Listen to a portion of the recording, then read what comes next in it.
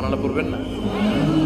সাইয়েদনা ইসমাঈল আলাইহিস সালামকে মরুভূমির মধ্যে রেখে উনি দৌড়াদৌড়ি করলেন, পানি নাই, পানির অভাব, দৌড়ে আসলেন, এসে দেখে সাইয়েদনা ইসমাঈল আলাইহিস সালামের পায়ের ধাক্কায় জমজমের পানি বের হতে শুরু করছে, কল কল কল কল করে আওয়াজ।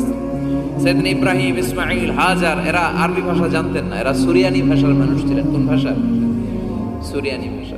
তো পানি দেখে হাজার খুব অবাক, কিরে এত সুন্দর পানি, এই পানি তো মরুভূমির বালিতে লেগে সব শুকিয়ে যাবে, পানি যাতে না শুকায় উনি বালি চারদিক দিয়ে উঁচু করে এরকম বাঁধ দিতে লাগলেন, বাঁধ দিচ্ছেন আর ওনার সুরিয়ানি ভাষায় বলতে লাগলেন ঝাম ঝাম, মানে হচ্ছে থাম থাম, ঝাম মানে স্টপ, থাম থাম, কেফ, আরে পানি চলে যাস না, চলে গেলে তো পানি ব্যবহার করতে পারবো না, ঝাম ঝাম ঝাম ঝাম।